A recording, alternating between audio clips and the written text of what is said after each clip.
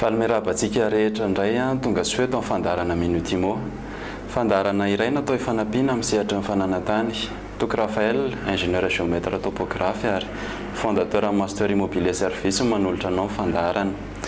Lohahevitra ho resahantsika androany dia inona no ataonao raha sendra ny boky rovitra. Boky rovitra io na ny boky rovitra any amin'ny domaine io na ny duplicata eo am-pelatananao no simba. Nanomboka ny taona 1911 no nanomboka ny acte rent ka noraiketina ao anatin'ny boky daholo ny fananantany.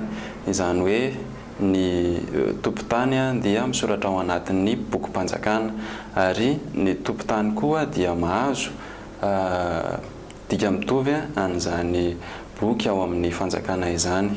Izay moa ilay antsointsika hoe duplicata ny titre foncier raha ohatra izy ka titre, ary raha cadastre kosa izy dia extrait ny matrice cadastrale. Tany isa navoakan'ny observatoire du foncier tamin'ny février 2013 tao amin'ny circonscription foncière d'Antananarivo no namoahana an'izy ity. Ny 300 ny boky fototra dia efa tena ratsy avokoa, azo ampiasaina ihany zany izy fa efa tena ratsy be. Ny 200 kosa dia ratsy ihany fa mbola azo récupérena, mbola hita tsara daholo ny ao anatin'ny rehetrarehetra. Ny momba ny cadastre kosa dia 100 efa tsy azo ampiasaina intsony na tena efa lazaindry zareo hoe inexploitable. Ny 500 kosa dia efa ratsy ihany fa mbola azo angalana tsara ihany ny ao anatin'ny rehetra ao. Noho izany betsaka dia betsaka tokotrany ny risque hoe mampasimba ny boky na ny any amin'ny domaine fotsiny aza. Ka raha ohatra ka simba iny boky iny dia inona ary no zavatra tokony atao. Raha ohatra ihany koa ka hoe very ny boky any an-tokantrano any, izany hoe le duplicata an'le boky any amin'ny domaine iny zany, dia inona amin'izay ny zavatra tokony ataontsika ary.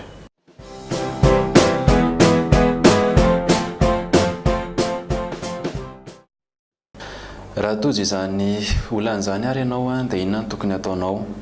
Raha ohatra ka ny boky ao amin'ny domaine no simba dia mangataka ianao ny certificat de recherche infructueuse.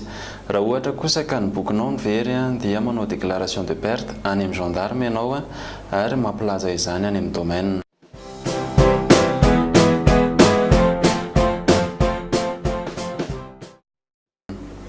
Rehefa vita izay ao amin'ny domaine dia makany amin'ny tribunal ianao mangataka amin'ny famerenana amin'ny boky very na ny famerenana amin'ny boky simba ao amin'ny domaine. Ireo taratasy rehetra ireo indray ary no entintsika makany amin'ny tribunal ahafahantsika mangataka ny famerenana indray ny boky simba na ny famerenana ny boky very. Ka ankoatra ireo taratasy ireo dia mila ianao taratasy fanamarinana ny mahanao marina an-tany toy ny certificat de situation juridique. Ankoatra an'izay moa dia taratasy fanamarinana ny mahampandovanao raha ohatra ka mpandova ianao ary procuration raha ohatra ka ianao rery mikarakara ny tany nefany misy olona miray titre aminao. Rehefa azonao ary ireo taratasy ireo dia iny no ahafahan'ny tribunal mamoaka izany didy izany.